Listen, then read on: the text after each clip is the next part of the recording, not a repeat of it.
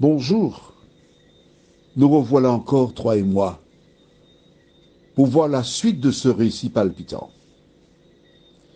Nous avons vu hier que Daniel annonce la venue d'un royaume qui ne passera jamais. Il subsistera éternellement. Il remplacera tous les royaumes qui existèrent sur la terre. Et ce royaume, c'est celui qui instaurera Jésus, le Sauveur du monde. Daniel a achevé de donner au roi non seulement le rêve, mais l'explication. Que s'est-il passé? Nous lirons dans Daniel chapitre 2, verset 46. Mais juste avant, prions. Notre bon et tendre Père céleste, nous attendons avec une certaine impatience la réaction du roi. Car il avait un problème. Personne ne pouvait lui donner le songe qu'il avait eu, ni son explication. Cet esprit, merci de nous éclairer, nous conduire dans toute la vérité. Nous t'en prions au nom de Jésus et pour ta gloire éternelle. Amen. Alors le roi Nebuchadnezzar tomba sur sa face et se prosterna devant Daniel. Et il ordonna qu'on lui offre des sacrifices et des parfums. Waouh! Nebuchadnezzar avait eu un songe. En entendant les explications et le songe donné par Daniel, toi et moi, nous comprenons pourquoi il tenait vraiment à savoir quel était le rêve. Toi et moi, nous savons que ce n'est pas de lui-même qu'il a insisté pour connaître, mais que c'est l'Éternel qu'il a placé dans cet état afin que toi et moi, nous ayons l'information. Nebuchadnezzar est mort il y a fort longtemps. Mais les personnes qui sont concernées par ce songe, c'est nous. Mais oui, retournons dans Daniel chapitre 2, parce que Daniel, il l'a dit, hein? Peut-être que tu n'as pas porté attention. Daniel chapitre 2. Et nous lisons au verset 29. Sur ta couche, ô roi, il t'est monté des pensées touchant ce qui sera. C'est clair? Est-ce que c'est clair pour toi? Ce qui sera après ce temps-ci. Mais que fait Nebuchadnezzar avec ce qui sera après ce temps-ci? Et celui qui révèle les secrets t'a fait connaître ce qui arrivera. Bon, il a l'information de ce qui arrivera. Mais ce qui arrivera concerne qui? Toi et moi. Dieu a voulu nous informer de ce qui arrivera. Et nous avons vu hier qu'il instaurera un royaume.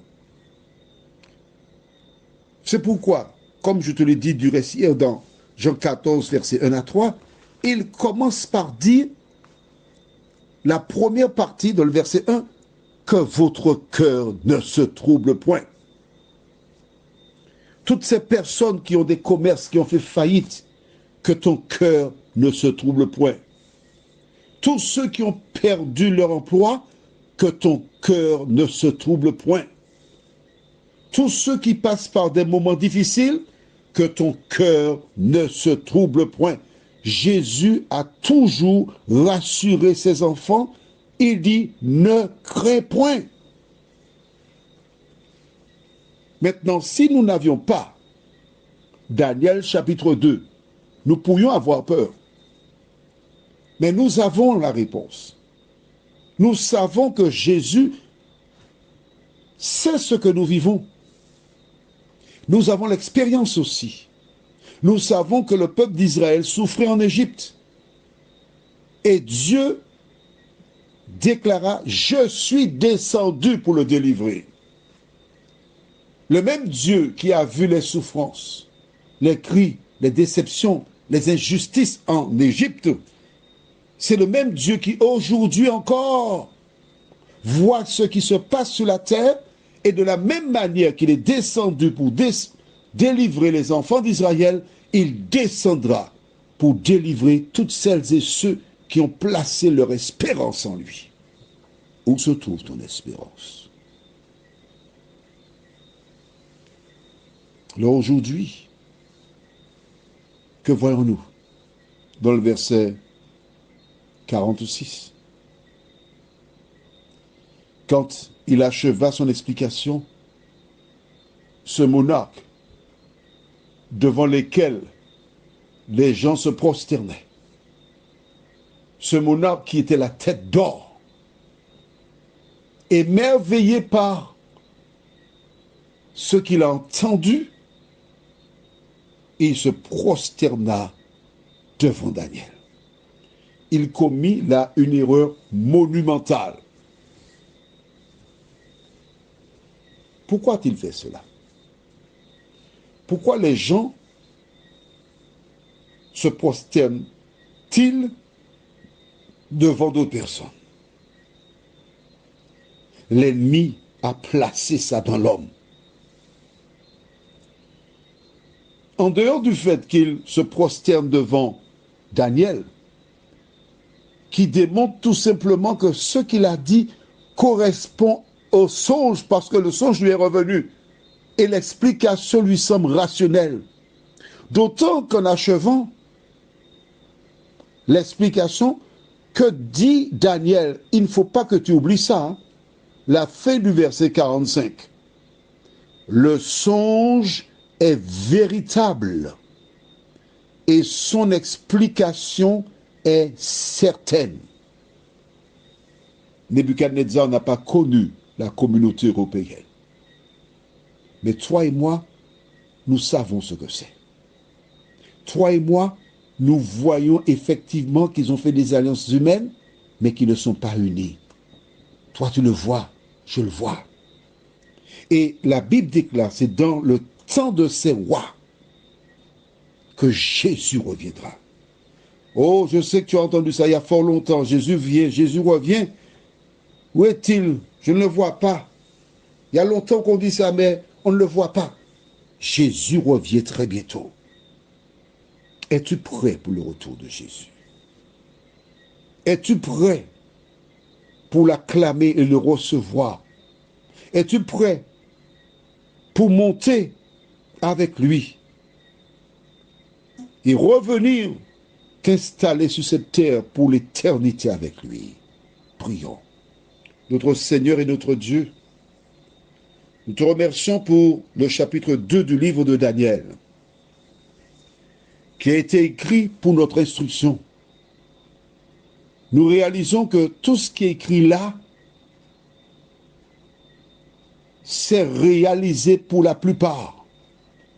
Et qu'il ne manque qu'une seule chose, que Jésus revienne pour nous emmener avec lui. Seigneur, merci pour la parole.